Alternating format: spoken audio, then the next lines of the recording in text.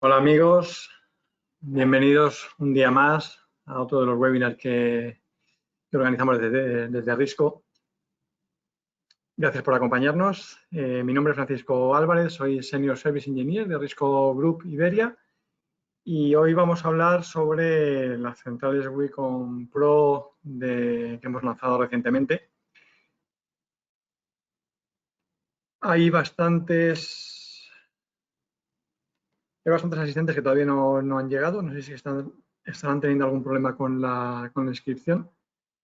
En cualquier caso, no vamos a demorar mucho el principio porque es una presentación bastante larga, es mucho material el que tenemos que contaros y no quiero robaros demasiado tiempo. Veo que hay algunos nombres ya conocidos, entendéis, vosotros ya sabéis cuál es la dinámica. En la plataforma, en la herramienta que tenéis de GoToWebinar, tenéis un apartado de chat donde podéis lanzar vuestras preguntas. Y bueno, como primer comentario, me gustaría que me respondierais por ahí si me estáis escuchando correctamente y se ve la pantalla para poder comenzar. Y mientras vamos dando tiempo a que terminen de conectarse los demás inscritos.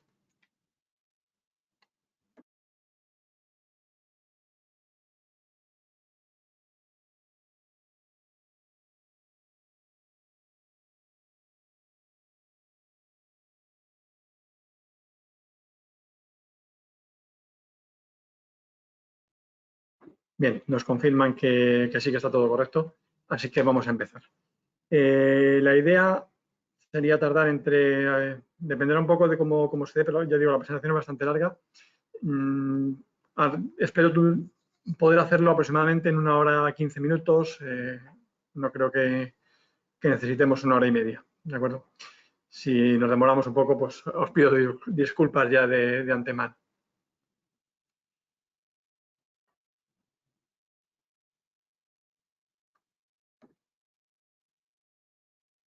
Bien, como os decía, vamos a ver la central Wacom Pro. Yo iré haciendo pausas cada poco tiempo para revisar las preguntas que podáis tener, un poco pues, para irlas recopilando y agrupando, porque me imagino pues, que habrá algunas dudas que serán comunes y nos las sabéis varios de vosotros. Así que bueno, intentaremos irlas resolviendo cada poco tiempo.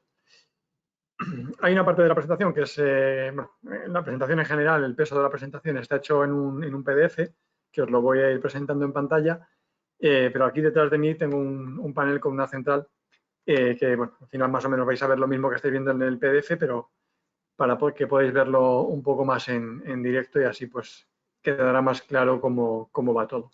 La idea es que veamos hoy no solamente la parte de características, que es importante conocerlas, pero eso lo podéis consultar en cualquiera de nuestros catálogos, incluso en la misma tarifa de precios, pero sobre todo pues que aprendáis a hacer una puesta en marcha inicial, configurar los dispositivos, dar de alta, hacer diagnósticos y luego como punto final veremos también lo que sería muy por encima, porque no es el objetivo del curso, pero también vamos a ver cómo sería el registro del panel en la nube, ¿de acuerdo?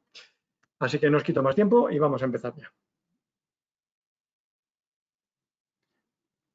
Voy a quitar la cámara, que ya me tenéis muy visto, y comenzamos.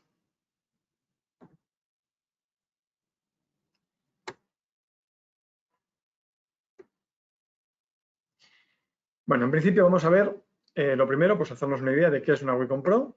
Vamos a hacernos una visión general del sistema. Wacom Pro es una central principalmente vía radio. Vamos a decir que su concepto es vía radio, aunque ahora después lo matizaremos. Tenemos 32 zonas vía radio, las podemos dividir en tres particiones. Podríamos tener un máximo de 3 sirenas, 32 códigos de usuario. En cuanto a comunicaciones, bueno, pues cualquier comunicación de las que utilizamos actualmente, tanto IP, cableada o Wi-Fi, conexión 2G, 3G o en un futuro muy próximo tendremos también disponible un módulo 4G. Cualquiera de estas comunicaciones nos va a permitir comunicarnos con la nube de Risco, con Risco Cloud, y mediante eso pues tener un control total a través de la aplicación pues, por parte del usuario para recibir notificaciones, para poder armar, desarmar o incluso pues, a través de la nube poder reenviar los eventos correspondientes a la central receptora de alarmas. Podemos tener un máximo de 3 teclados siempre vía radio, 8 mandos para armar y desarmar o para activar salidas, por ejemplo, o se le pueden dar otra serie de funciones programables. Podríamos tener además 32 botones de pánico, 32 botones que son 32 pulsadores de pánico que realmente son zonas vía radio. Por tanto, esos 32 botones de pánico estarían incluidos dentro de las 32 zonas vía radio que vimos al principio. Por tanto, si ponemos botones de pánico, pues tendremos que quitar zonas vía radio, ¿de acuerdo? Tened claro que los botones de pánico ocupan zona vía radio. Decíamos que es una central, principalmente o como concepto, es una central vía radio, pero podemos añadir un módulo de entradas y salidas que nos permite tener 4 zonas cableadas y 4 salidas de relé. También podría actuar como interface para el protocolo de domótica X10. Es un protocolo que, bueno, que ya cada vez se utiliza menos, pero que si en algún caso lo necesitáis, pues estaría disponible.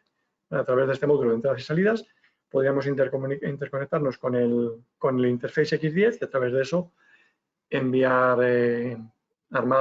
activaciones a los diferentes módulos X10 que tengamos en la instalación. Tenemos un historial de eventos que nos va a guardar los últimos 1000 eventos, por supuesto en un sistema FIFO, con lo cual el evento más antiguo será el primero que se borre cuando sea necesario. Además de comunicarnos con la central receptora o con la nube, podríamos enviar también SMS o emails a números privados. Bueno, la parte de email habría que matizarla mucho porque el protocolo que utiliza la central es un protocolo no seguro, se llama así, y digamos que los operadores, los servidores de correo, o bien el que estamos utilizando para enviar, o bien el que va a recibir el mensaje, pues probablemente va a bloquear los correos y no nos va a dejar pasar. Así que, bueno, vamos a decir que la central podría enviar email, pero con matices. Lo que no hay ningún problema es en enviar SMS a través del módulo GSM. Esta central admite, dentro de las 32 zonas vía radio, admitiría un máximo de 8 fotodetectores. Para los que conozcáis nuestras centrales Agility, pues si os fijáis en las características, básicamente tienen las mismas características que tiene la central Agility.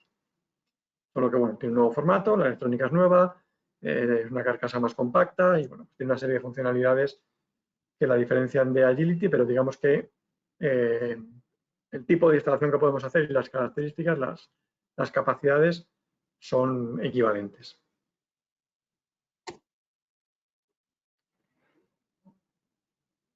En cuanto a la gama de accesorios, pues la central admite prácticamente todos los accesorios que conocemos vía radio de Risco. Es una central, por supuesto, bidireccional, con lo cual cualquier tipo de detector, tanto con cámara como sin ella, unidireccional o bidireccional, va a ser compatible con la central.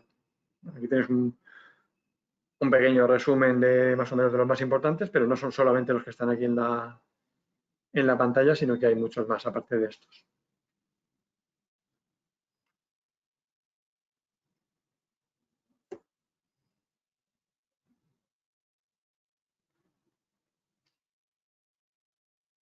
Adicionalmente, aunque no está directamente relacionado con la propia central, pero sí, una vez que conectemos con la nube, podemos añadir otras capas, además de la capa de seguridad, a nuestro sistema. Como puede ser la capa de vídeo, hablando de vídeo IP, ¿de acuerdo? O sea, no los PICAM que vimos antes, que son fotodetectores, que se enviarían a través de la central, sino añadir una capa de videoverificación con cámaras IP, con grabadores en red, etcétera. O podemos añadir también la capa de automatización, donde podemos tener diferentes elementos que podamos controlar como respuesta de cosas que ocurran en la central. Por ejemplo, pues, cuando armamos o desarmamos, podríamos encender una luz o apagar una luz, o la calefacción, o un poco lo que se nos ocurra hacer con ello, ¿vale? Simplemente comentaros que esto estaría disponible una vez que tengamos la central conectada con la nube y, evidentemente, añadiendo los equipos que fueran necesarios. Bueno, vamos a entrar a ver ya el panel principal. Como decía, es una central compacta, se ha diseñado para que no sea necesario acceder a la electrónica para nada.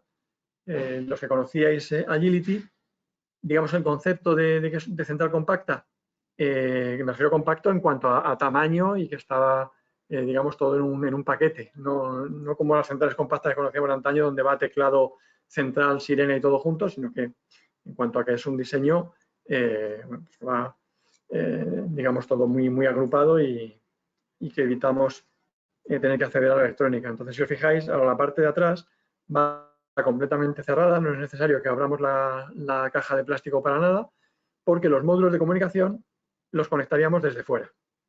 ¿De acuerdo? Tenemos dos conectores para el módulo IP o Wi-Fi y para el módulo GSM. Ahora lo veremos, que los módulos de comunicación también vienen encapsulados en una caja de plástico, con lo cual tampoco tenemos que tocar la electrónica para nada y eso nos va a evitar pues muchísimas posibles averías que pudiéramos provocar pues por una mala manipulación o incluso pues un cortocircuito con una herramienta que se nos cayese encima, un cable, etcétera. ¿De acuerdo? Veis ahí en pantalla que tenemos el tamper. Ese tamper se cerraría contra un soporte que es el que queda fijado en la pared. Por tanto, si alguien nos intenta separar la central de la pared, pues se va a quedar el soporte quedaría fijado a la pared y se nos va a abrir el tamper. Tenemos una sirena. Es una sirena, os hablo de memoria, pero quiero recordar que son 82 decibelios. Por tanto, para ser una central, o sea, 82 decibelios en el interior de un domicilio, de un comercio, pues es un sonido bastante potente. Por supuesto, la sirena se puede anular porque quien no quiere que suene la central para que no se pueda localizar en caso de una intrusión. Así que se podría anular para que no suene. Pero en caso de que lo necesitéis, pues no es necesario añadir una sirena adicional, sino que simplemente podemos utilizar la sirena que viene incorporada en la central.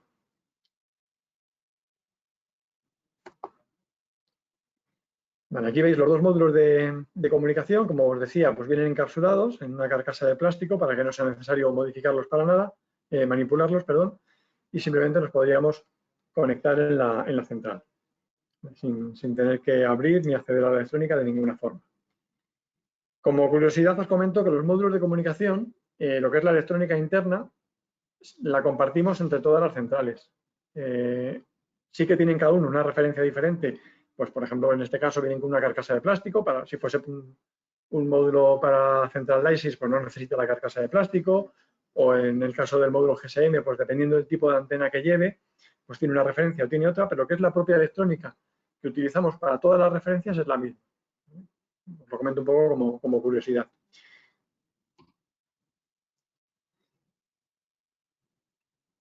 En los módulos módulo IP hay dos versiones. Tenemos el módulo IP cableado o el módulo IP Wi-Fi. ¿De acuerdo? Son dos referencias diferentes. O si lo queremos cableado tenemos que pedir una referencia y si lo queremos Wi-Fi tenemos que pedir la otra. En el módulo, los módulos GSM, GPRS, ¿vale? Pues tenemos tres versiones, el 2G, el 3G y el 4G. Como decía antes, el 4G todavía no está disponible, pero lo estará en breve, en pocas semanas.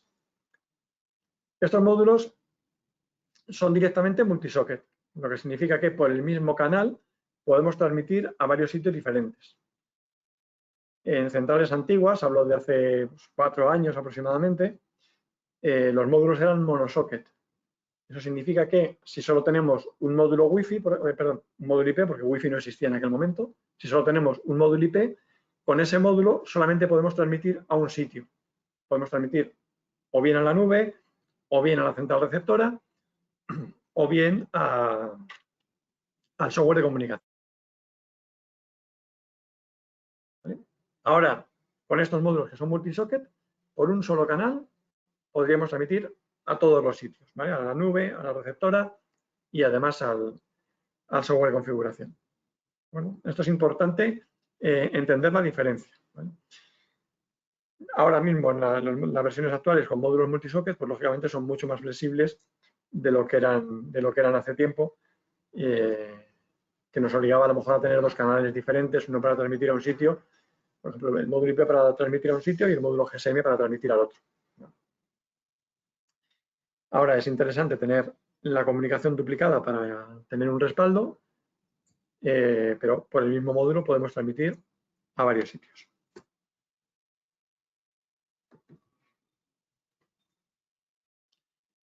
Y esto es a lo que me refería. Pues el canal de respaldo, o sea, que un mismo módulo pueda transmitir a varios sitios nos permite tener un canal de respaldo, pues tanto con la nube como con la receptora IP, etcétera. De forma que si un canal nos falla, vamos a llamar un canal, no, un receptor nos falla, tendríamos el otro. Lógicamente, si utilizamos el mismo canal para transmitir a los dos sitios, pues si se nos cae el canal estamos perdiendo las dos comunicaciones. Esto es obvio y todos lo sabéis. Si queremos una comunicación realmente redundante, necesitaremos dos canales independientes que transmitan a dos sitios diferentes.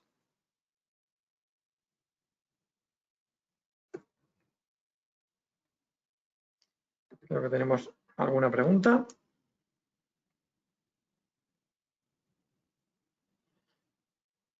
Si nos preguntan que qué diferencia hay entre los módulos 2G, 3G y 4G, bueno, pues la diferencia es el canal GSM que van a utilizar.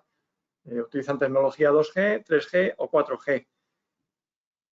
En principio, la tecnología 2G hace unos años, hace no mucho tiempo, 2 años, 3 años, estaba condenada a desaparecer. La realidad nos está indicando que está desapareciendo antes el 3G que el 2G. El 2G se está manteniendo en muchos sitios, mientras que 3G ya empieza a haber algunas carencias. Digamos que los operadores están viendo obligados a mantener el 2G porque muchísimas máquinas, no sé, ascensores, incluso equipos médicos, cajeros desplazados, etcétera, que están operando desde hace muchos años, utilizan tecnología 2G.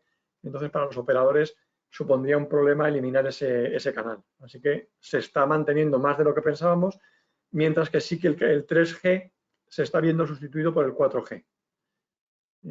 Pero bueno, en cualquiera de los casos sí que empieza a haber algunos sitios donde ya hay sombra en canal 2G o hay sombra de 3G. En nuestro caso, como digo, en poco tiempo vamos a tener disponible ya el módulo 4G, que en principio suponemos que le quedarán todavía unos cuantos años de vida hasta que se sustituya por el 5G que está saliendo ahora.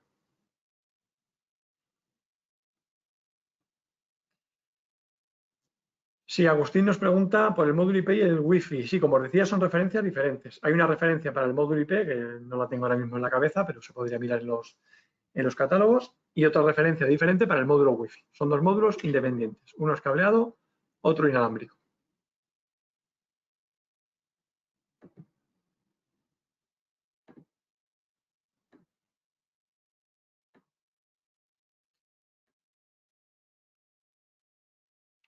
Bueno, vamos con el panel principal.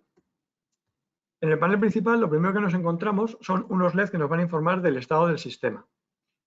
El primero de arriba nos va a indicar el estado de la alimentación. El segundo, el estado de las particiones, armado o desarmado. Y el de abajo nos indica el estado de la comunicación. Son LED tricolor, verde, amarillo, bueno, o verde, naranja, rojo. Y dependiendo de cómo estén encendidos, nos van a indicar una cosa o nos van a indicar otra. No, os voy a explicar un poco por encima. No quiero pararme mucho en todos estos detalles porque todo esto está incluido en los manuales y si nos paramos mucho con estos detalles, pues al final se nos va a alargar mucho la presentación y no quisiera. Pero bueno, un poco por explicaros por encima, pues el LED de alimentación, el estado normal, sería el encendido en verde fijo.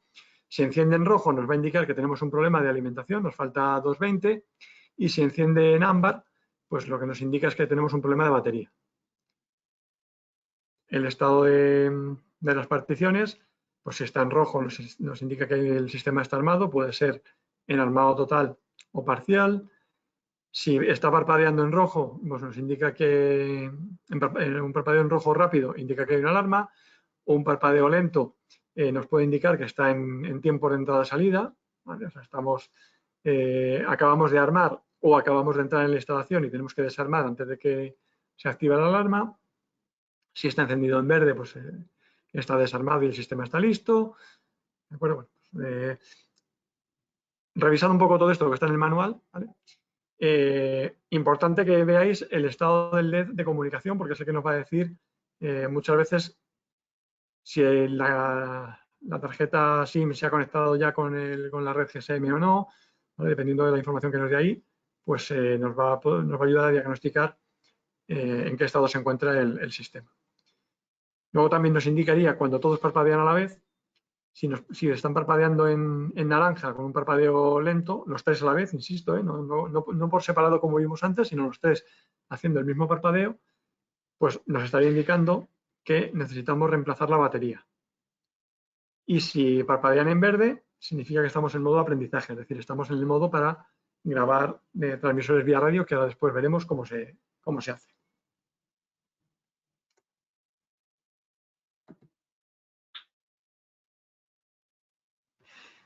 Bueno, aquí abajo a la izquierda veis que tenemos como una tapita, que es el acceso frontal. Esa tapita tiene como una pestaña donde acaba la línea que tenéis en la pantalla. Pulsando esa pestañita liberaríamos la tapa y sale hacia abajo. Vamos a intentar, a ver si os puedo compartir. Vamos a ver.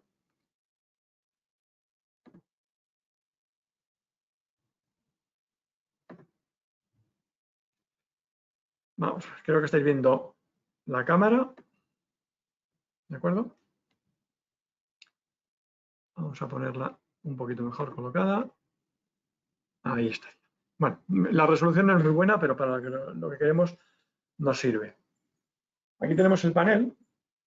¿De acuerdo? Tenemos esta tapita que pulsando aquí la liberamos hacia abajo. ¿De acuerdo?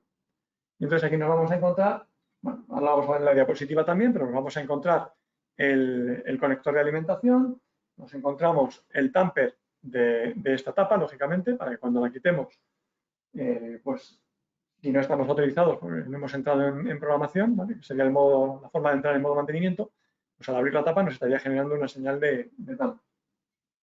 Aquí debajo tenemos los deep switch, que los que conocéis Agility sabréis que los tiene por detrás, en este caso los tenemos por delante.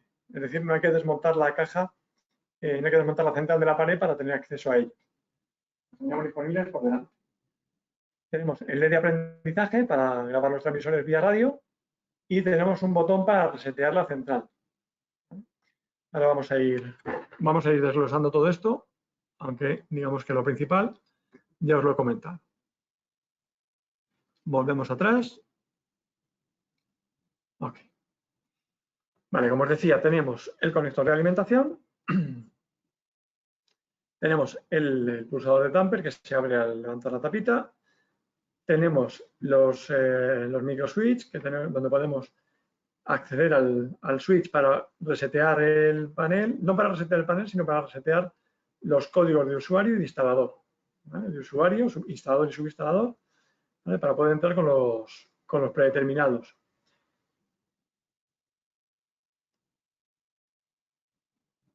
¿Vale? Y luego tendríamos el botón de aprendizaje, que ahora después veremos cómo se utiliza, y un botón de reset que manteniéndolo pulsado durante 20 segundos, lo que nos va a hacer es reiniciar la central. Esto es interesante porque, por ejemplo, cuando hacemos un cambio del APN de la tarjeta SIM o hacemos un cambio en la dirección IP de la tarjeta IP, necesitamos reiniciar la central para que ese cambio se aplique. Entonces, no necesitamos abrir la central, que además habría que desconectar la batería, ¿vale? Simplemente mantenemos pulsado el botón durante 20 segundos y ya sola se va a reiniciar. Ahí, se me olvidaba que tenemos también aquí disponible el conector para el puerto serie que nos permite conectar con el software de configuración, que también sabéis que en Agility estaría por detrás, ¿vale? Entonces, todo esto se ha hecho para, digamos, mejorar todo eso que era un poco más incómodo en Agility y que ahora en este caso simplemente levantando la tapa pues lo tendríamos disponible, sin tener que quitar la central de la pared. A ver, ¿tenemos alguna pregunta?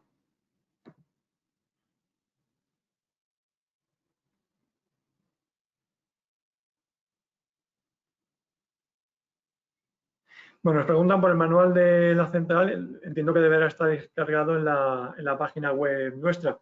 Si no está, pues probablemente es porque todavía no esté verificado. O sea, ten en cuenta que esta central acaba de salir hace relativamente poco tiempo, entonces es posible que estemos todavía en procesos de traducción. Hay que revisar los manuales, etcétera. Pero bueno, si no está ya disponible en la página web, lo estará en poco tiempo. Continuamos.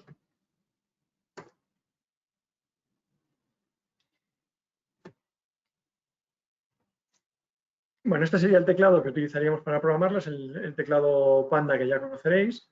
Este teclado lo podemos utilizar, bueno, por supuesto, para dejárselo al usuario y que maneje el sistema como usuario, pues, tanto para armar y desarmar, pues como para hacer las funciones que necesite. Por ejemplo, puede cambiar la hora, o puede configurar los códigos de otros usuarios, etc. Es lo que necesite hacer. También nos sirve como teclado para configurar la central. Podemos darlo de alta también como teclado de instalador, que ahora después lo veremos.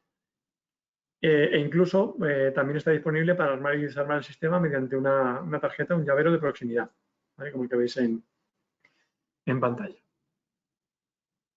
Los teclados que llevan proximidad, bueno, en la pantalla no se aprecia, pero en la derecha del display viene marcado en relieve, pues un simbolito que, pues como un puntito como con unas líneas de una señal vía radio, más o menos, y lo que indicaría que ese teclado tiene lector de proximidad.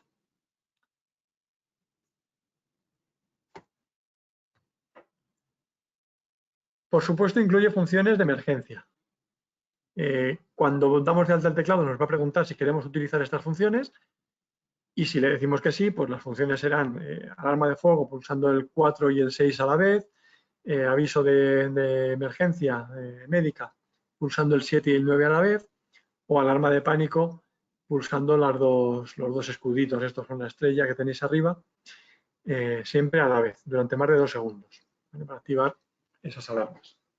Pulsando los dos botones a la vez y además manteniendo 2 segundos, pues evitamos que se haga por error. O sea, si alguien envía una alarma de fuego, pues está claro que lo está haciendo de forma consciente.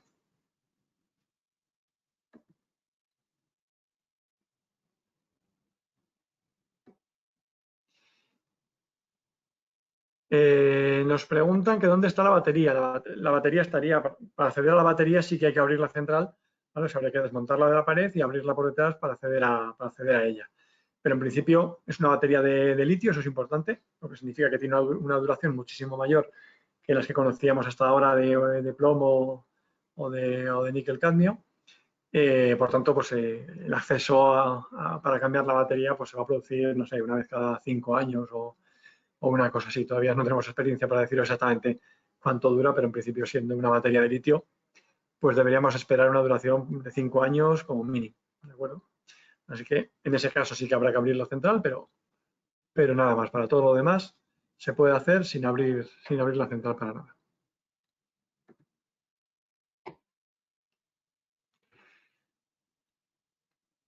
El mando que utilizaríamos para armar y desarmar también es de la gama Panda, es este mando que tenéis en pantalla, donde tenemos botones para hacer armado parcial, armado total, desarmado y activar bueno, un botón programable para activar salidas, por ejemplo, o para otras funciones que le queramos dar. Y es un botón, es un mando bidireccional, lo que significa que vamos a ver en el mando la respuesta del panel. Esa rayita que se ve arriba entre los dos botones es un LED que se va a encender en diferentes colores para indicar la respuesta de la central. Si hemos pulsado para armar, pues vamos a comprobar si realmente la central se ha armado o no.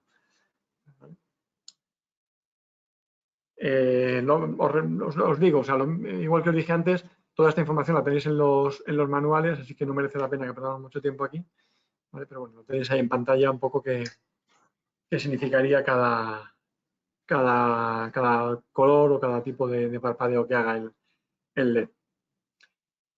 Pulsando el armado y el desarmado a la vez, estaríamos mandando una alarma de pánico. Así que sería otra función más que tendría el pulsador.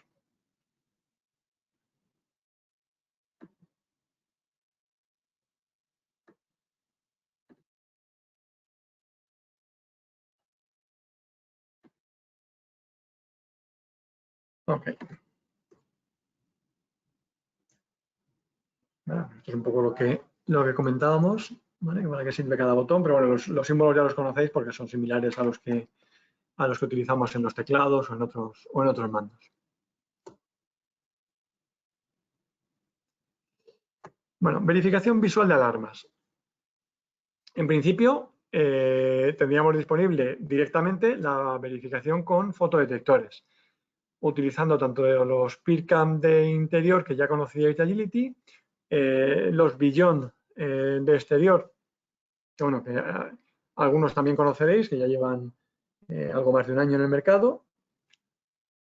Esto sería, digamos, los que manejaría directamente la central.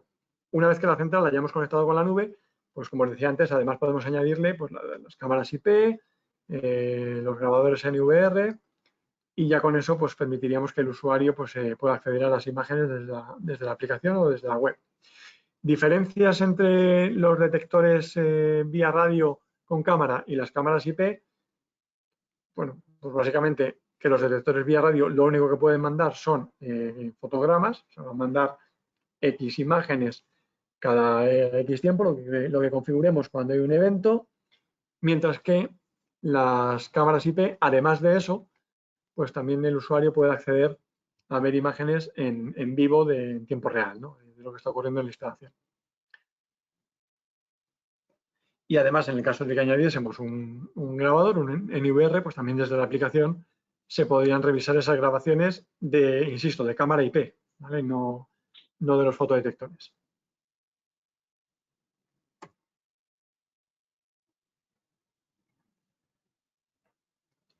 Esto sería un poco pues, lo que recibiría en caso de alarma, pues se nos activaría una franja roja en la aplicación y nos llegarían las imágenes asociadas a esa alarma, a ese evento en concreto.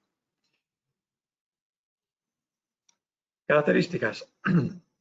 Los detectores iWave, fotodetectores, son bueno, inmune a mascotas o amigable a mascotas o como lo queramos llamar, ¿vale? Pues simplemente pues que si hay alguna mascota en la instalación, pues en principio el detector sería capaz de discriminarla, siempre vamos a decir en condiciones normales, ¿vale? Ya sabemos que los gatos pues son muy problemáticos porque se pueden pasear a pocos centímetros del detector y bueno, para el detector sería una alarma como si fuese una persona muy grande o incluso un elefante a 10 metros, si me apuráis, ¿no? Incluyen un LED de infrarrojos que ilumina la escena, así es que también podrían capturar imágenes con su propia iluminación, incluso aunque en la sala no haya ninguna iluminación externa, el propio detector podría iluminarlo y además es una iluminación discreta porque el intruso pues no se va a percatar de que está siendo iluminado por un haz de infrarrojos. Se pueden configurar, por defecto están configurados para que manden imágenes de su propia zona, pero adicionalmente en la central se puede configurar para que mande imágenes por diferentes eventos, ¿no? por alarmas de otras zonas, incluso de zonas que no tengan cámara, a lo mejor un contacto magnético o cualquier otro detector que tengamos en la instalación, y nos interesa que cuando se abre ese detector, este PIRCam nos capture una serie de imágenes.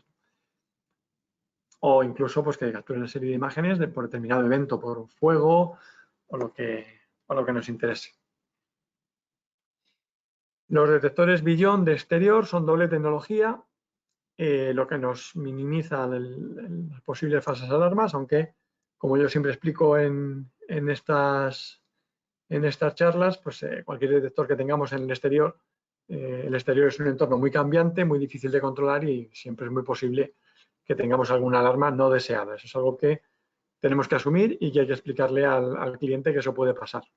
Cambios drásticos de iluminación por una nube, un día de mucho viento, por un día de lluvia, ¿vale? O incluso, lo que es más obvio, pues se nos puede pasear un gato por delante del detector o un ave que pasa por delante y eso nos provocaría una falsa alarma, ¿vale?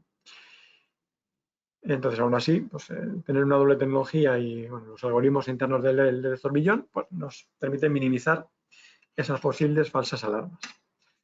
También incluye una iluminación infrarroja hasta 12 metros, por tanto, pues lo mismo, tampoco sería necesario tener iluminación externa, sino que el propio detector ya tendría su iluminación incorporada.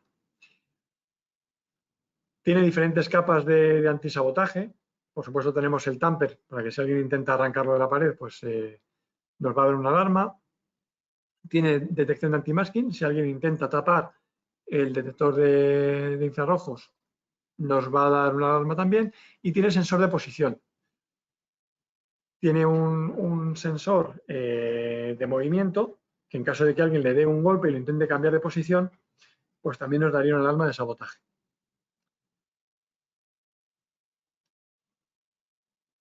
Adicionalmente, hay una rótula solar, porque, bueno, lógicamente, como al ser un transmisor vía radio, se alimenta con baterías.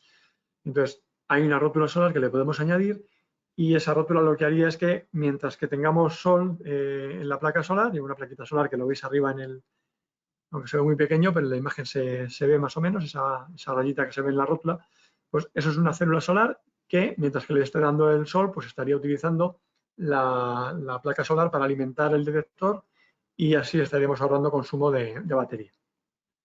Lo cual, pues bueno, ya hablamos de 8 años de duración de batería, lógicamente va a depender pues de cuánto sol llega al detector o si está en sombra, ¿no? Bueno, una vez que hemos capturado las imágenes, estas hemos capturado las imágenes y enviadas a la nube, quedan almacenadas durante 30 días en la nube. ¿Cómo se hace este proceso? Bueno, pues en principio el detector, bien sea un billón o bien sea un detector iWave de interior, tomaría las imágenes, es un detector bidireccional, por tanto la central le va a indicar cuándo tiene que tomar imágenes y cuándo no. Si está armado, las tiene que enviar, si no está armado, no es necesario que las tome, con lo cual estamos ahorrando estamos alargando muchísimo la duración de las pilas. ¿Vale? Pues, mientras que hay movimiento delante del detector, el sistema está desarmado, pues no es necesario que esté tomando imágenes y transmitiéndolas. Si la central le ha dicho que tiene que enviarlas, pues se las va a enviar a la central las va a procesar, va a hacer un paquetito TCP/IP y lo va a enviar por la red móvil si está disponible o por la red IP en su caso, ¿vale? A través del router. Lo mandaría a través de internet a la nube y de la nube se enviará por un lado a la central receptora si es que la tiene y por otro lado a la aplicación del usuario final. ¿Vale? Como decías, una vez que las imágenes están en la nube, se almacenan por defecto 30 días, aunque el administrador de la compañía donde hayamos dado de alta el panel, pues puede configurar un tiempo diferente.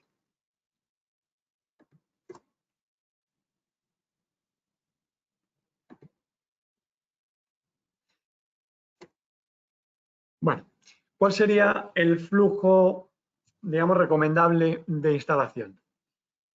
Pues vamos a ir viendo.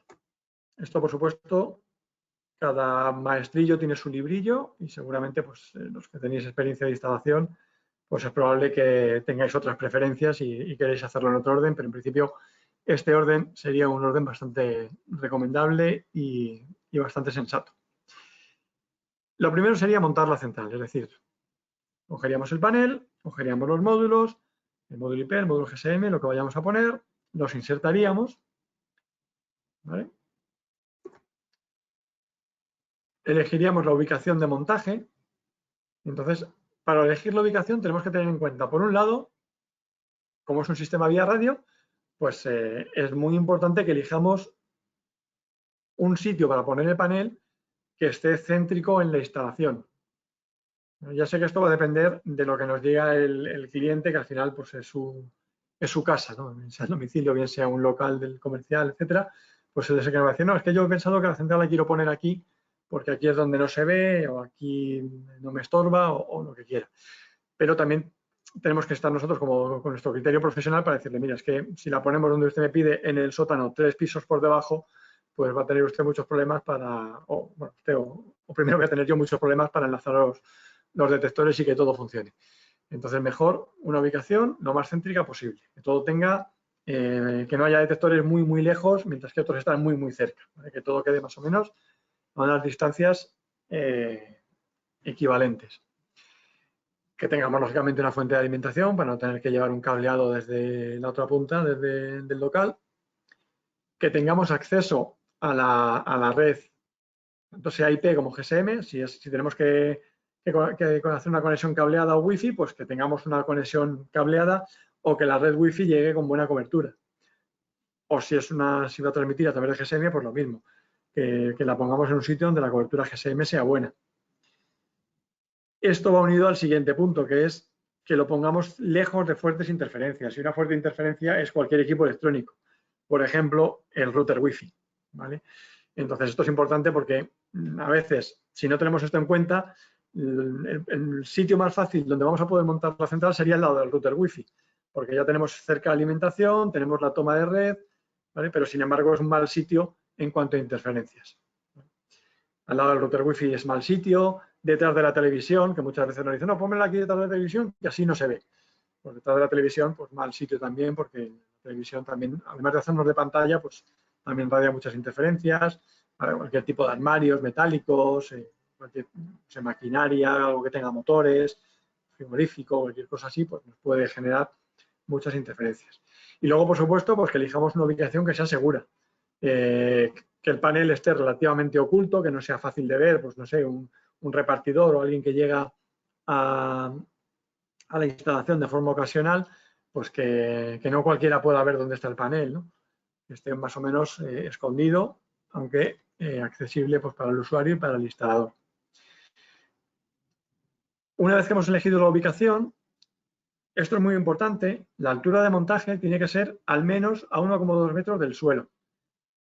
Esto nos puede parecer una tontería, ¿vale? ¿Qué más da ponerlo a una altura o ponerlo a otra si es un panel vía radio?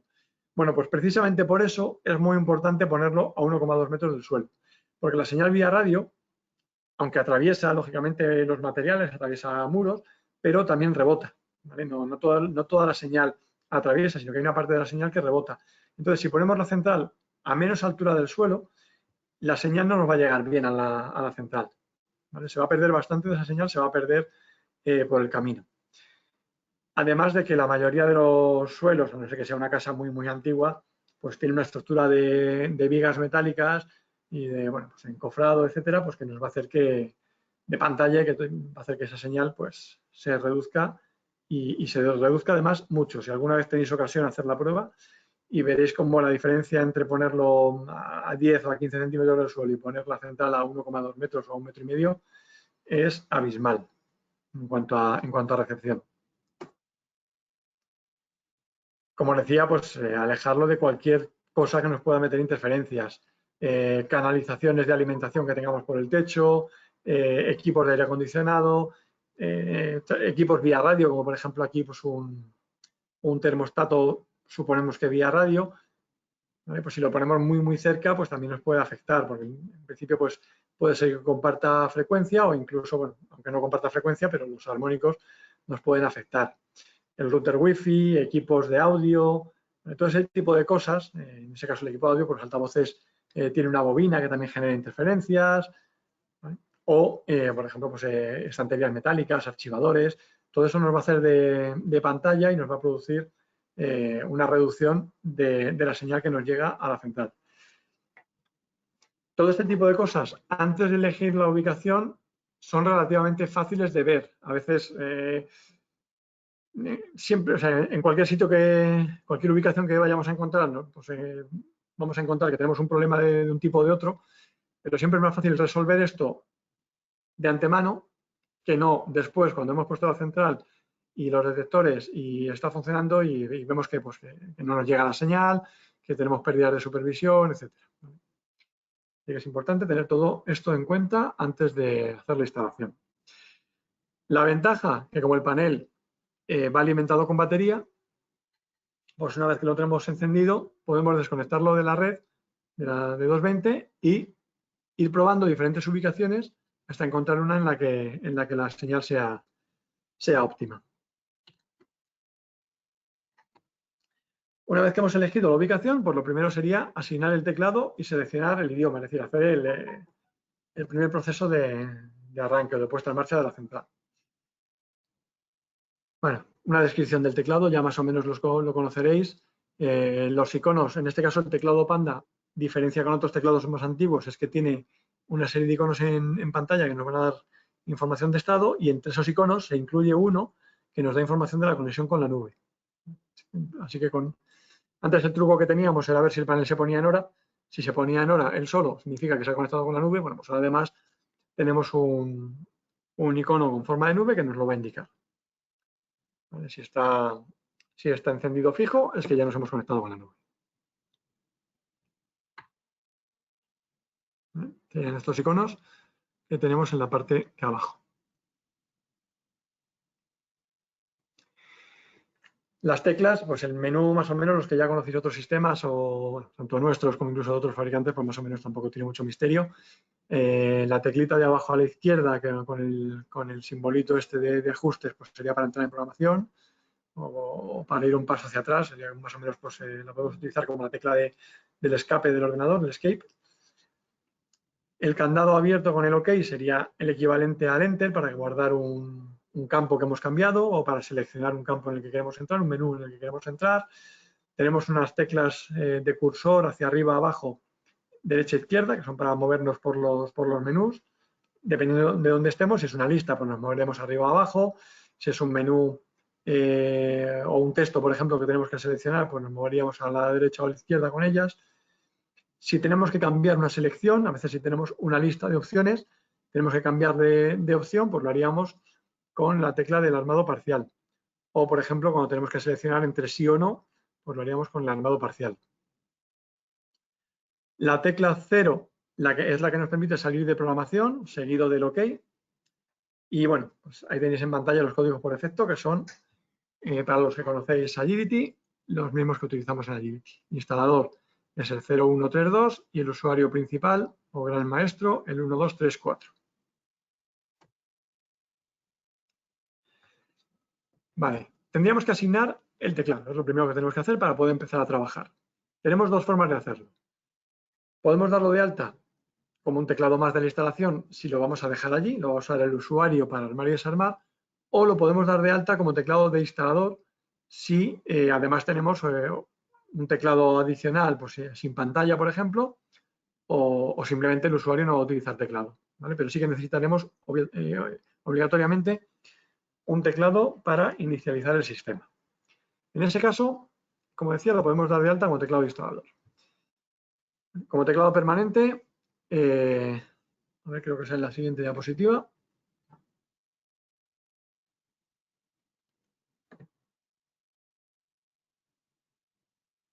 Bueno, os olvidé decir, si lo damos de alta como teclado de instalador, la ventaja que tiene es que ese teclado se va a borrar automáticamente. No hace falta que nos acordemos de borrarlo antes de irnos de la instalación. ¿Vale? ¿Qué es un teclado de instalador? El teclado de instalador es una herramienta que llevamos en el maletero, ¿no? del coche y simplemente la utilizamos para programar el sistema y cuando terminamos lo guardamos de nuevo y nos lo llevamos.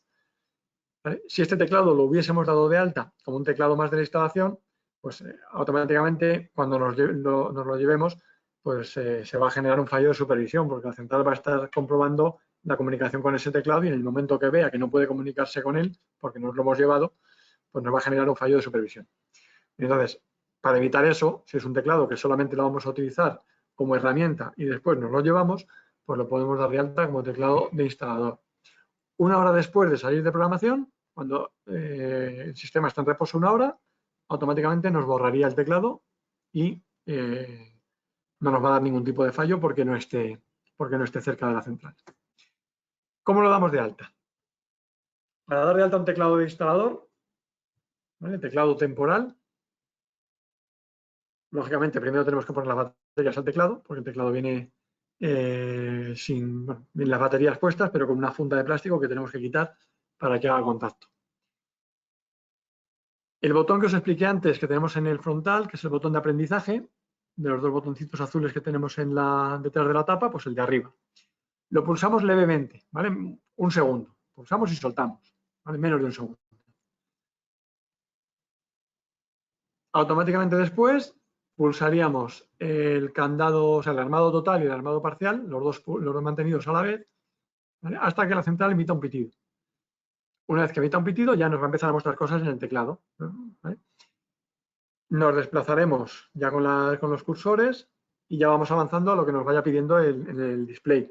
Lo primero que va a hacer es pedirnos el idioma, lo pondremos pues, en el idioma que corresponda. Entiendo que los que estáis en esta presentación de hoy, pues en general elegiréis idioma español, pero si necesitáis otro idioma, pues, de los que están disponibles. lo podéis hacer igualmente. Y después de configurar el idioma, pues ya podemos entrar en programación o lo que tengamos que hacer. Normalmente primero tendremos que desarmar. ¿Vale? Podemos entrar con el código de usuario, como os dice aquí, para desarmar las alarmas que tengamos. Generalmente tendremos algún tipo de fallo en el sistema, probablemente pues tengamos un fallo de alimentación, un fallo de batería o algo que tengamos acumulado de antes y necesitaríamos desarmar. Si pulsamos la tecla de configuración más el código de usuario, entraríamos en el menú de usuario. Si en vez de eso pulsamos la tecla de configuración y el código de instalador, entraremos en el menú de instalador.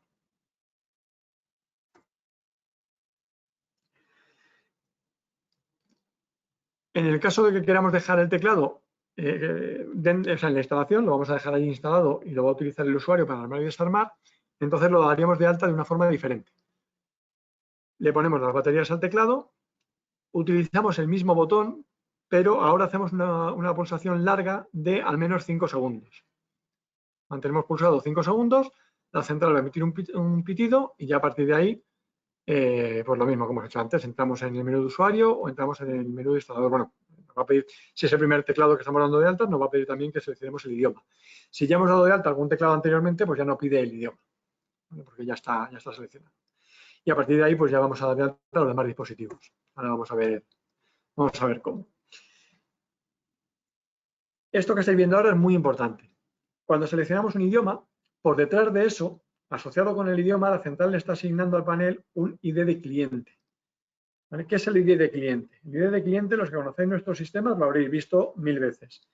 En el caso del español, habréis visto que es un 0SP, un USP, 2SP. ¿Vale? Hay otros códigos, el 0EN, el 0UK. ¿Vale? Pues ese código ese ID de cliente es el código de país.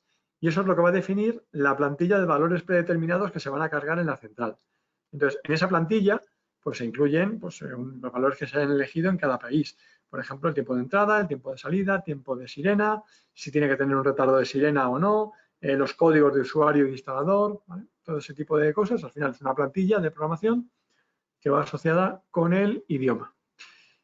Entonces, ¿por qué es tan importante esto que hay aquí? Porque al fin y al cabo diréis, bueno, pues si esto se configura automáticamente al poner el idioma, ¿por qué me tengo que preocupar yo de ello? Bueno, por un lado, porque cuando nos conectemos con el software tenemos que utilizar el mismo ID de cliente que tengamos en la central.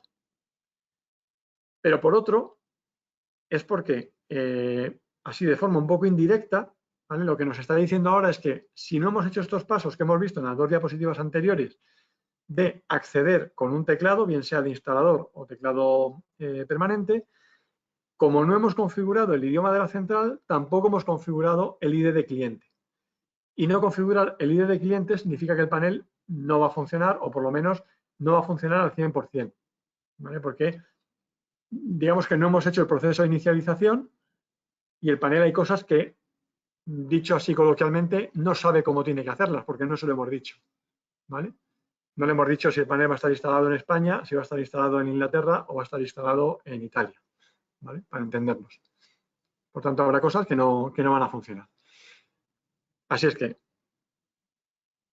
una consecuencia importante de esto, que muchas veces se nos olvida y que quiero que tengáis clara, es que en las instalaciones donde no vaya a haber un teclado o no vaya a haber un teclado con pantalla, mejor dicho, ¿vale? Podemos tener un teclado sin pantalla, ¿vale? Pero si no va a haber un teclado con pantalla, es obligatorio que llevemos un teclado con pantalla en nuestro maletero, en nuestra maleta, para poder inicializar el sistema y configurar el idioma. Si no hacemos eso, nuestro sistema no va a funcionar.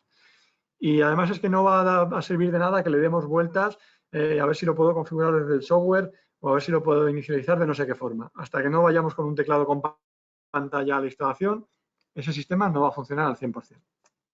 Bueno, esto es muy importante, ya digo, para evitar luego perder el tiempo, siempre como herramienta de instalador, en la maleta, un teclado con pantalla. ¿Vale? Bueno, esto es un poco lo que os estaba comentando antes. No os he comentado al principio, pero si queréis, os lo comento ahora. En la plataforma de GoToWebinar hay un apartado en el que podéis descargar documentos. He colgado ahí la presentación para que la podáis descargar y revisarla después, o si la queréis enviar a alguien para que se la revise por su cuenta, se puede hacer. ¿Vale? Para que podáis revisar un poco todo lo que va apareciendo en pantalla, que muchas cosas yo me las estoy saltando, pero que pueden ser importantes para vosotros. Bueno, ¿cómo asignaríamos el resto de dispositivos vía radio? Bueno, al final el procedimiento es el mismo. Lo que tenemos que hacer es poner la central en modo aprendizaje. En este caso, siempre pulsando el botón de aprendizaje 5 segundos. Y entonces, una vez que la central esté en modo aprendizaje, pues iremos haciendo pues, la secuencia que necesitemos en cada tipo de transmisor. Dependiendo del tipo, pues se hará de una forma o de otra. Por ejemplo, en el teclado Panda, pues es pulsando los dos botones de armado total y armado parcial, como os dije antes. En el caso del mando, pues lo mismo, el armado total y el armado parcial. Los detectores PIR, pues hay que pulsar el damper 3 segundos. Bueno, pues cada uno se hace de una forma diferente, que lo tenéis en las instrucciones. Pero digamos que lo importante aquí es saber que tenemos el botón de aprendizaje, pulsando los 5 segundos, ponemos la central en el modo para poder registrar los transmisores. Desde que pulsamos el botón, tenemos 255 segundos para grabar transmisores. Y además los vais grabando en orden secuencial y consecutivo. Es decir, el primer PIR que demos de alta lo va a dar de alta como zona 1. Si a continuación damos de alta un magnético, pues lo dará de alta como zona 2. Y a continuación un PIRCam, pues será la zona 3. ¿Vale? Pues en el orden en el que lo vayamos haciendo es el orden que le va a dar a las zonas, a los teclados, etc. A las sirenas, lo que sea. Una vez que tenemos los transmisores dados de alta, esto es muy importante, lo que deberíamos hacer es medir el nivel de ruido de la instalación. ¿Vale? Primero el nivel de ruido del GSM, perdón, del vía radio, también el GSM, pero bueno, en principio vamos a hablar del vía radio. Cuando hacemos la calibración, en la calibración tenemos dos partes. Una es ver el nivel de ruido que hay, que sería un poco pues, lo que veis en pantalla, ¿no? Hay un ruido que siempre está ahí en el ambiente y que ese ruido tiene que ser el mínimo posible para evitar que ese ruido nos oculte las transmisiones de los detectores. Si ese ruido tuviese una amplitud mayor que la señal del transmisor, pues lógicamente el transmisor, cuando mande una señal, la central no la va a reconocer. Así que lo que haríamos es medir el nivel de ruido, ¿vale? Eso nos va a dar una indicación de si es un sitio ruidoso o no, porque a lo mejor necesitamos mover la central de sitio, como decíamos antes, ¿no? Si está cerca de un motor y ese motor está generando interferencias, pues probablemente cuando hagamos el test de calibración, pues veremos que hay mucho ruido. ¿Cuánto es mucho ruido?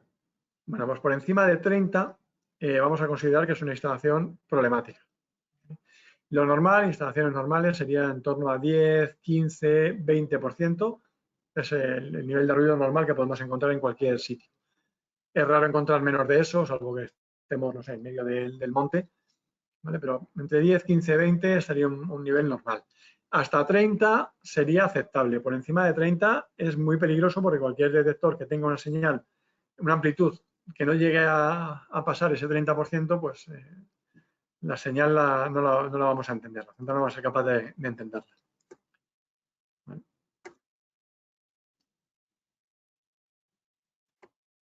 Pues un poco lo que os estaba comentando. ¿Vale? El nivel de los detectores tiene que estar siempre por encima de ese nivel de ruido. Cuanto mayor sea el nivel de ruido, pues más fácil es que tengamos detectores que no llegue la señal correctamente, por distancia, por interferencia, por lo que sea. Bueno, obviamente, si queremos hacer una comprobación de la comunicación, el nivel de ruido es independiente de los transmisores. El nivel de ruido nos lo va a dar el receptor de la central y depende de dónde esté la central y lo que tenga alrededor. Pero el nivel de señal de cada dispositivo sí depende del dispositivo, con lo cual lo tenemos que hacer siempre con cada equipo puesto en su sitio, ¿no? Una vez ya instalado en su ubicación definitiva o posiblemente definitiva, porque a lo mejor al hacer el test de señal es cuando nos damos cuenta de que tenemos que moverlo, ¿no? Pero en principio, si va a estar 2 plantas más arriba en un despacho o en una habitación, pues tenemos que llevarlo allí para asegurarnos de que la señal desde allí es buena.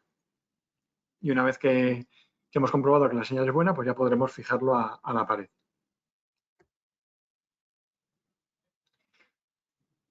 Por ejemplo, pues una señal muy buena sería un 91%. ¿Vale? Entonces iríamos viendo todas las zonas para ver qué señal tenemos. Menos de un 40% de señal, el 40% sería aceptable, ¿vale? Pero menos de un 40% es peligroso.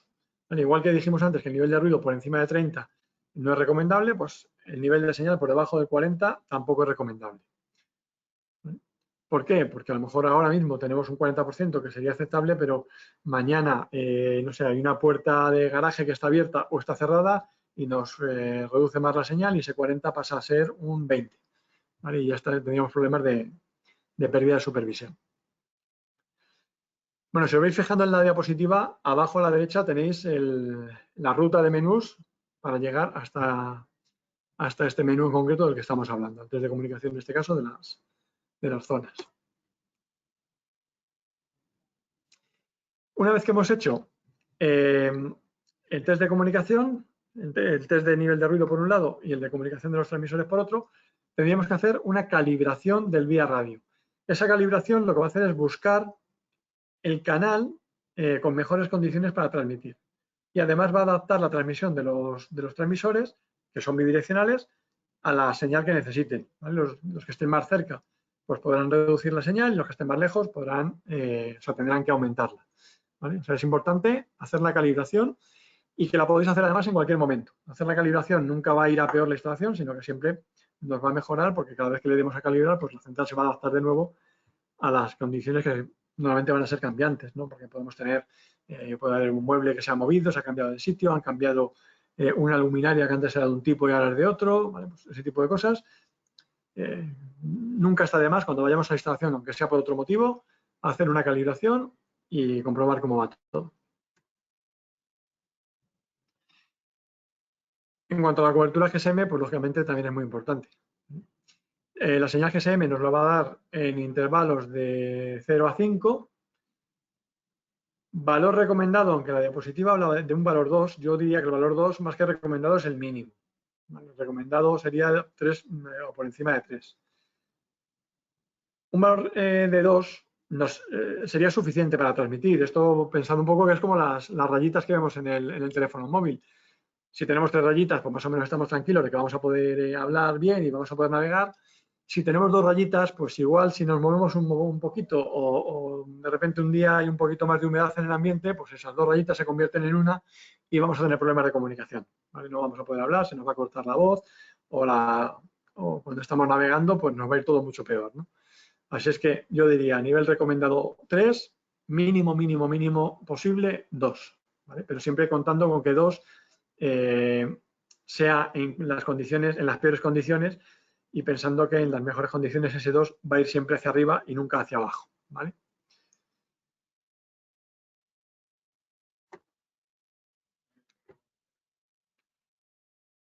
Así que, bueno, pues haríamos la calibración, haríamos el diagnóstico de comunicación, haríamos un diagnóstico de señal GSM y una vez que tenemos todo eso, podríamos hacer un test de paseo. El test de paseo, pues lo que nos va a permitir es ir activando los detectores para comprobar en la central si todas las señales han llegado, ¿vale? Y bueno, primero que todos detectan que cuando hemos pasado por delante de él se ha activado y que además esa señal ha llegado a la central. Una vez que hemos comprobado esto, pues lo siguiente sería ya pasar a programar. Entonces entraríamos al menú de parámetros de zona. En los parámetros de zona nos vamos a encontrar, en primer lugar, pues la etiqueta, que es el nombre que le queremos dar a esa zona. Podemos escribir lo que queramos o dejarlo con lo que viene de fábrica. Eso no es relevante. El siguiente menú que nos vamos a encontrar sería el número de serie. Este número de serie, desde aquí lo podemos visualizar, pero no podemos cambiarlo. El número de serie lo habrá cogido la central cuando hemos grabado el transmisor en los pasos que vimos anteriormente. ¿Vale?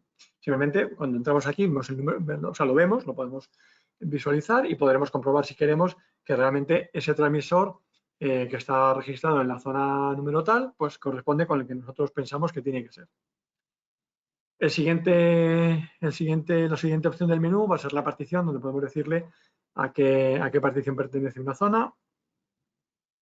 Luego configuraremos el tipo de los diferentes tipos que tenemos, pues si es instantánea, si es entrada-salida, si es de 24 horas, si es entrada-salida, pero queremos que esté abierta cuando armamos, si queremos que sea una zona interior para hacer armados parciales, bueno, los diferentes tipos que probablemente ya conocéis. Y la siguiente opción es el sonido. El sonido nos va a definir qué queremos que suene cuando se active esta zona. Si queremos que la zona sea silenciosa, que suene solo la sirena, que suene solo el zumbador del teclado. Si es una zona de 24 horas, pues podemos configurar si queremos que suene solo en armado o queremos que suene también algo en desarmado, la sirena, el zumbador. Todo eso es lo que tendríamos disponible en el menú de parámetros de zona. Vale, aquí tenéis algunos ejemplos de tipos de zona. No vamos a parar aquí. Configuraremos también el timbre. Por ejemplo, un contacto magnético que tenemos en una puerta de un comercio, pues que cada vez que alguien abre la puerta, aunque la central esté desarmada, pues que suene un timbre en el teclado para alertar a la persona de que ha entrado un cliente, ¿no? Hay diferentes parámetros de control también del sistema, si queremos tener la supervisión activada, si queremos que esa zona entre en modo reposo o que transmita todas las señales, los diferentes parámetros que conocéis. Dependiendo del tipo de detector, pues también nos puede permitir configurar la sensibilidad, ¿vale? Por ejemplo, del detector PIR. Aquí tenéis algunos parámetros, velocidad de supervisión, si queremos activar el LED del PIR o no, para que se encienda o no se encienda cuando detecta. Bueno, abortar alarma, las diferentes funciones, ¿vale? Inactividad, la que queramos. En el caso de que sea, estos menús lógicamente van a cambiar dependiendo del tipo de detector que estemos viendo, ¿no? En la zona, o sea, lo que tengamos grabado en esa zona. En el caso de que sea un detector con cámara, además encontraríamos lo que en el software aparece en los parámetros adicionales, pues aquí aparece en otros parámetros más avanzados, que serían las imágenes por alarma, cuántas imágenes queremos, cada cuánto tiempo, de qué resolución, si va a ser QVGA o VGA, el intervalo, ¿vale? El intervalo es el tiempo que os comentaba arriba, ¿vale? El intervalo de las imágenes, la calidad, si la queremos alta o baja, si va a ser en color, en blanco y negro, si además queremos capturar una imagen de referencia en el momento de armar, para luego poderlo comparar con las imágenes que llegan por alarma. Todo esto lo configuraríamos desde el teclado en el menú de zonas. ¿Vale? Tenéis abajo la ruta. Tenemos que configurar también cómo se va a activar esa cámara. Por defecto, sin hacerle nada, cada cámara se activa por alarmas de su propia zona. ¿Vale? Como estamos hablando de detectores PIRCam, fotodetectores, pues esa cámara está asociada a ese detector PIR.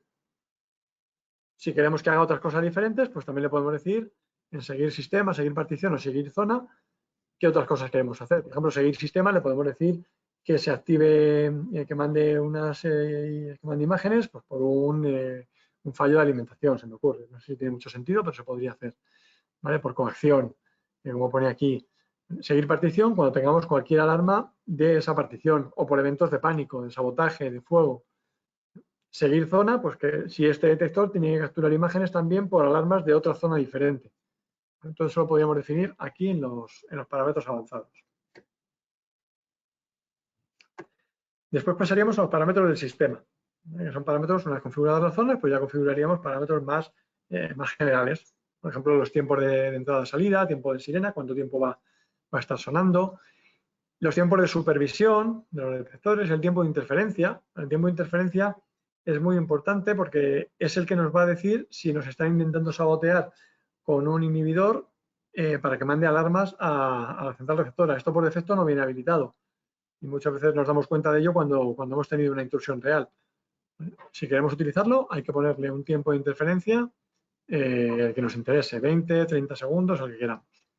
Entonces, eso lo que va a hacer es que si tenemos una señal, la central está escuchando una señal que no corresponde con ningún detector y que dura mucho tiempo, más de 20, 30 segundos, el tiempo que configuremos, pues eso lo va a tomar como interferencia y va a mandar una señal, un evento de interferencia a la central receptora.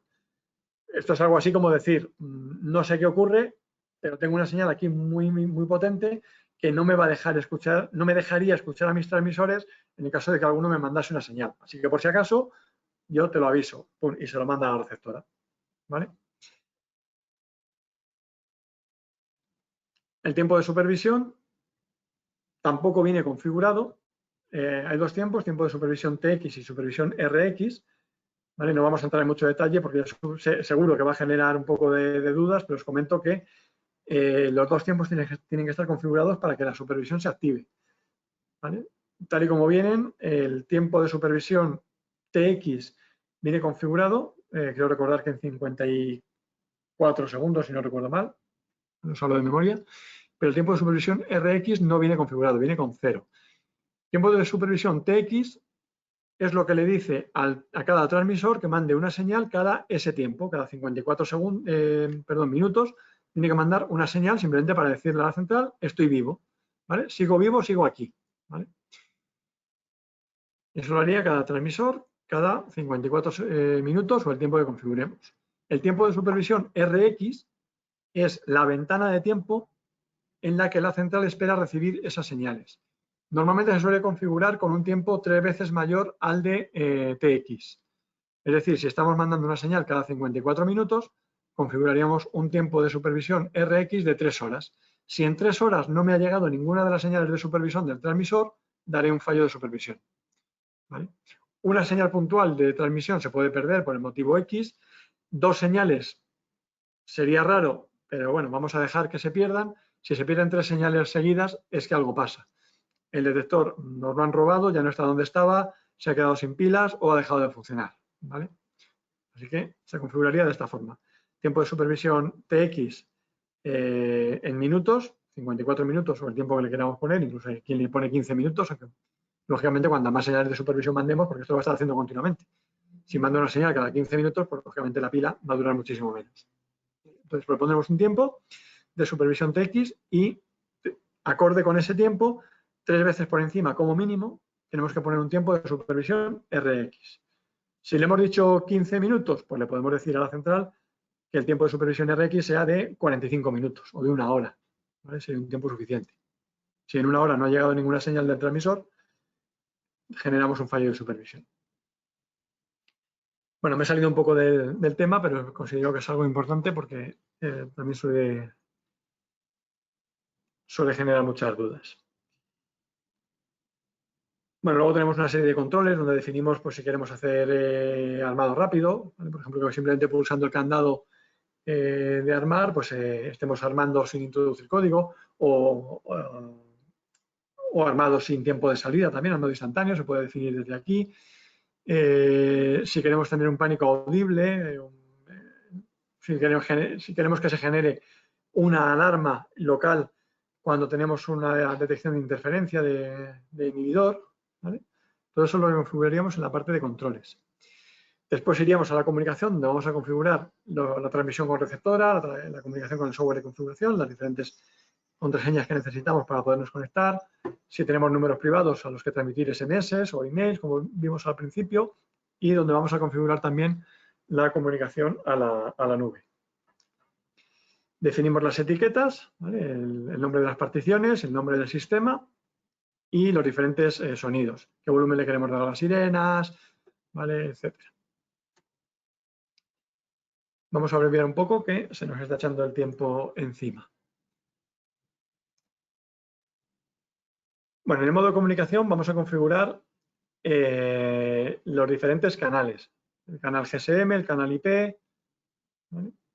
En CRA vamos a configurar hasta 3 posibles receptoras a las que transmitir.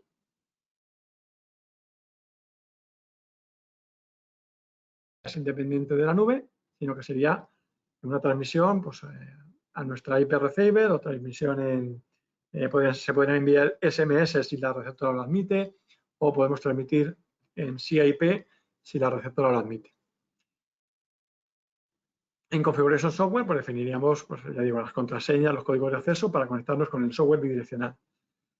Los números privados, ya lo dije, para enviar email y SMS, y la nube es donde vamos a configurar la dirección de la nube, que en principio sería riscocloud.com si es la nube pública de Risco, o la dirección que os diga la receptora. Y vamos a configurar también por qué canal queremos comunicar, si va a ser por el IP, por el GPRS, si lo queremos hacer en paralelo con la receptora, etc. Todo esto son parámetros que tenemos en común con el resto de las centrales actuales de Risco.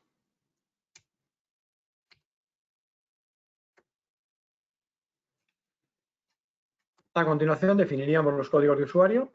¿Vale? En principio estamos utilizando los códigos predeterminados. ¿Vale? Pues Ahora ya podríamos cambiar, si queremos crear cambiar el código del usuario maestro, que es el 1234, pues ya ponerle el código definitivo y además añadir otros usuarios del tipo que nos interese, como usuario normal, como solo armado, limpieza, control parental, coacción, ¿vale? Los diferentes códigos que nos interese utilizar. ¿Vale? Cuando descarguéis la programación, si queréis, tenéis aquí la función de cada uno, pero en principio pues, son los mismos tipos de código que conocéis de otras centrales nuestras. Bueno, y por último, pues ya teníamos ya podíamos empezar a comprobar el sistema, ¿no? Ya tenemos todo configurado.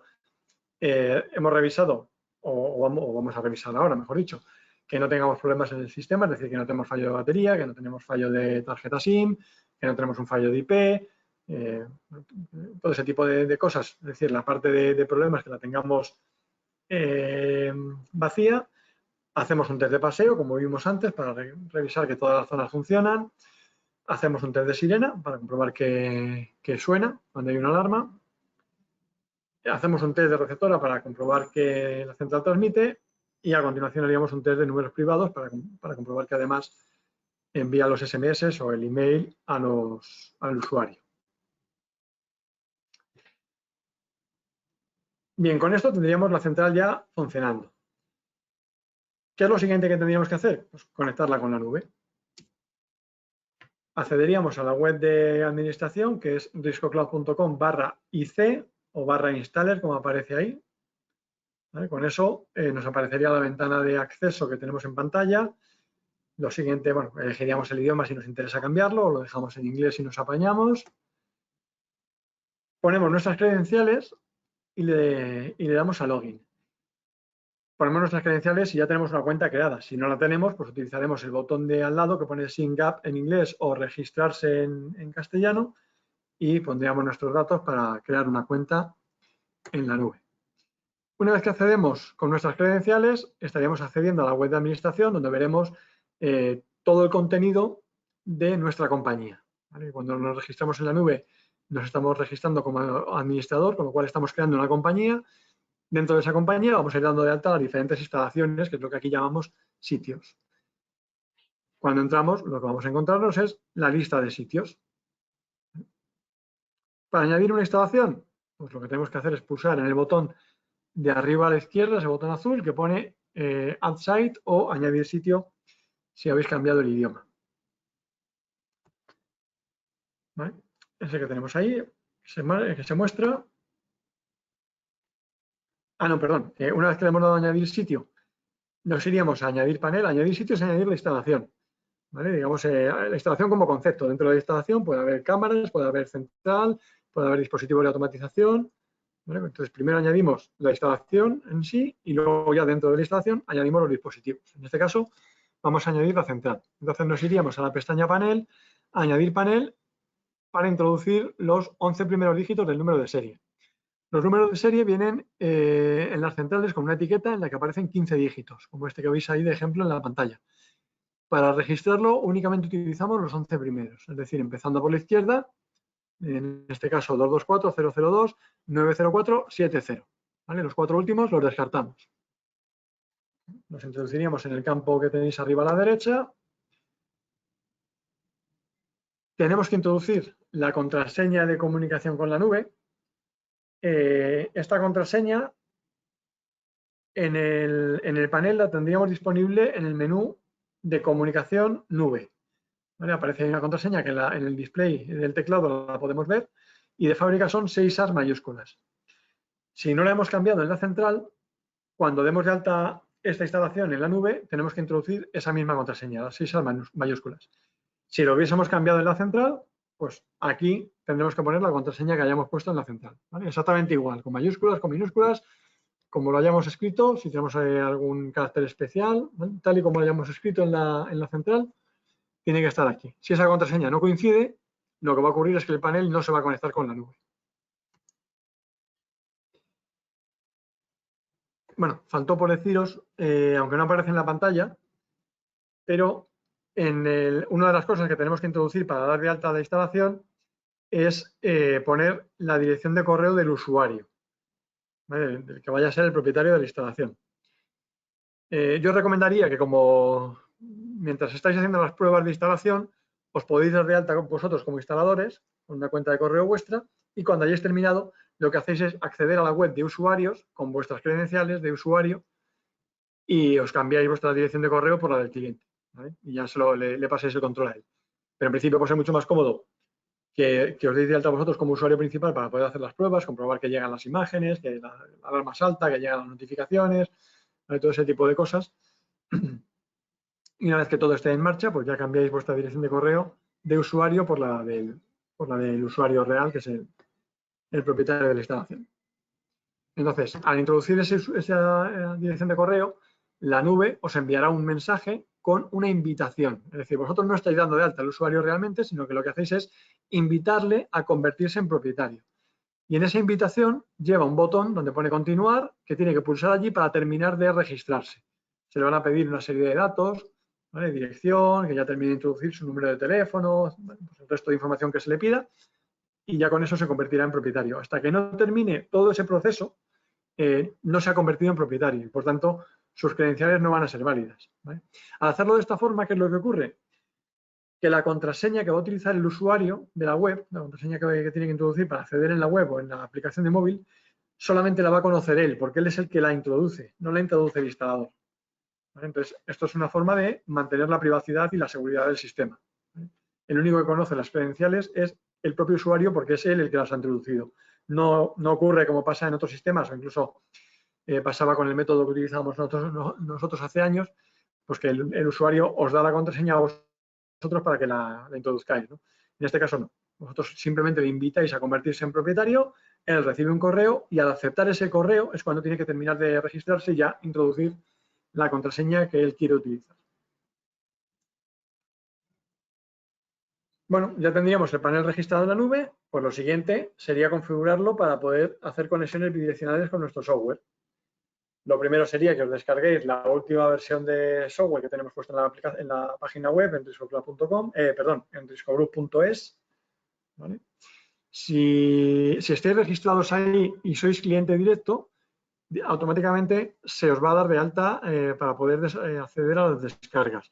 Para los que no seáis cliente directo, no tenéis acceso a descargas, ¿vale? Entonces, en ese caso, lo que podéis hacer es hablar con vuestro distribuidor. El distribuidor siempre va a tener la última versión de software que esté disponible y os la va a facilitar sin ningún coste, ¿vale? Es importante que la versión de software esté siempre actualizada a lo último que haya, porque el software siempre tiene que ir por delante de la central. Normalmente la central que acabéis de comprar va a venir con la última versión, si no es la última, pues será la justo anterior, ¿no? Dependiendo un poco del stock, ¿vale? Pero siempre va a venir con una versión pues, reciente y si intentáis configurarlo con vuestro software que os instalasteis hace 2 años, pues igual hay algún campo que tiene la central que no está disponible en el software porque no existía cuando se diseñó el software, ¿de acuerdo? Así que es importante que el software vaya siempre, la versión de software, por delante de la versión de la central. Bueno, abriríamos el software, crearíamos lo que llamamos un nuevo cliente, que es la ficha de la instalación, elegimos el tipo de panel, si va a ser una Agility, una Wacom Pro, que es la que estamos hablando en este caso. Elegimos el ID de cliente, ¿vale? ¿Os acordáis de lo que hablábamos antes del ID de cliente? El ID de cliente va asociado al idioma que hayamos elegido al inicializar la central.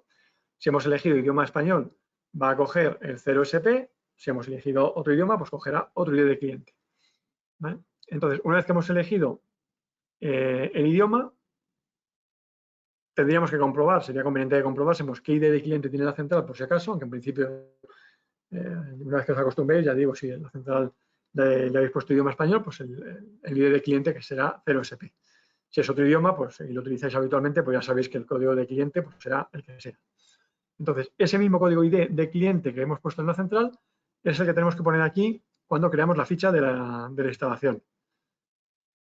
Si no lo ponemos igual, cuando vayamos a conectar con la central, nos va a dar un error que nos va a decir que el ID de cliente no coincide, ¿vale? Así que, si queréis anotarlo ahí, el mensaje ID de cliente no coincide significa que el ID de cliente que hemos elegido en la ficha del software es diferente al ID de cliente que tiene la central. Tenemos que comprobar cuál de los dos está mal. Si está mal el que hemos puesto en el software o está mal el que está en la central. Si está mal en el software, no hay problema, creamos una ficha nueva con el ID correcto y ya estaría. Si está mal en la central, tenemos un problema, porque al cambiar el ID de cliente en la central, se nos vuelve todo valores de fábrica, así que todo lo que hubiéramos hecho lo tenemos que volver a hacer, ¿vale? Por eso es importante seguir los pasos que os estoy contando en la presentación para que no nos ocurra esto. En ajustes de conexión tendríamos que introducir los 11 primeros dígitos del panel, ¿vale? Los mismos que hemos utilizado para darlo de alta en la nube, los tendríamos que poner en el software. Si la central va a estar conectada con riscocloud.com, como en la mayoría de los casos, tendremos que marcar además la opción de utilizar autenticación avanzada. Y al marcar esa opción se nos habilitan unos campos que aparecen abajo, donde se nos rellena automáticamente una URL de acceso, esa no tenemos que tocarla, ¿vale? la que nos escribe el software es la correcta, pero lo que sí tenemos que escribir es el nombre de usuario y la contraseña. ¿Qué es lo que tenemos que introducir ahí? Tenemos que introducir las mismas credenciales de instalador que utilizamos para gestionar este panel en la nube. Es decir, cuando hemos accedido antes a nuestra compañía, si utilizamos estas mismas credenciales, tenemos que poder ver este panel. Si no vemos este panel en la nube con estas credenciales, tampoco vamos a poder conectarnos con el software. ¿Vale? Eso es muy importante porque a veces no acabamos de tenerlo claro. Intentamos poner unas credenciales con las que no tenemos acceso a este panel, ¿vale? A lo mejor esas credenciales son válidas para otro panel, ¿vale? Pero no para este. Es decir, repito, las credenciales que tenemos que utilizar son las mismas credenciales con las que vemos este panel en la web de administración de la nube.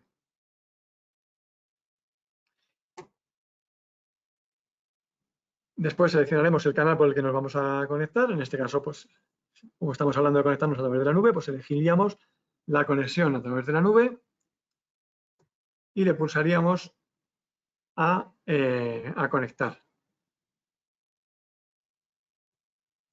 Bueno, aquí creo que en la diapositiva se ha saltado un paso, ¿vale? Que sería utilizar el simbolito este que hay aquí a la izquierda, ¿no? Que es como un rayo de color amarillento. Pues con ese nos conectaríamos con el panel. Si todo va bien, pues establecería la conexión y una vez que estemos conectados, pues ya podemos traer la programación del panel, que sería lo más recomendable, y ya sobre esa programación que hemos traído del panel empezaríamos a modificar el resto de parámetros, ¿vale? Al traer la programación del panel nos estamos trayendo pues, los dispositivos que hayamos dado de alta, el teclado, los transmisores, si hemos hecho algún tipo de configuración, pues por ejemplo para conectarnos con la nube, pues toda esa configuración ya la estaríamos trayendo al PC y una vez que la tenemos en el PC podemos empezar a configurar, ¿vale? Si no lo hiciéramos así, ¿qué es lo que puede ocurrir?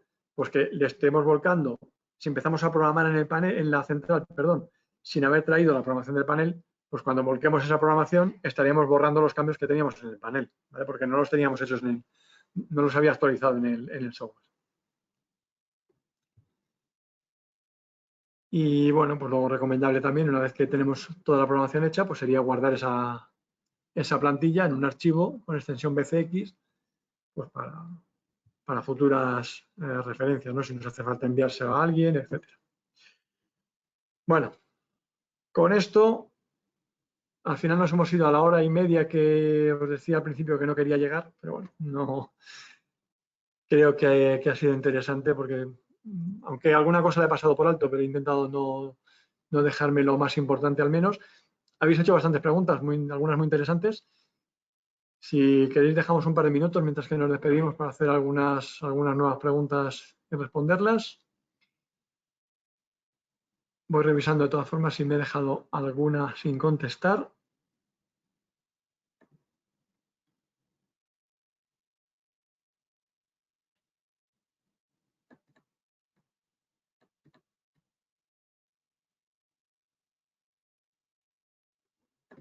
No, parece que está todo más o menos resuelto. Bueno, pues entonces nada, por mi parte nada más. Muchas gracias de nuevo por acompañarnos durante este ratito. Para nosotros es un placer contar con vosotros y igualmente pues será un placer de nuevo contar con vosotros en las siguientes formaciones que vayamos a hacer.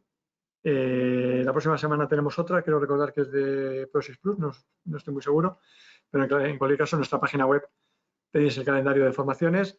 las que quedan para las próximas semanas y en breve publicaremos ya las siguientes para mayo. Pues nada más. Muchas gracias. Ha sido un placer y hasta la próxima.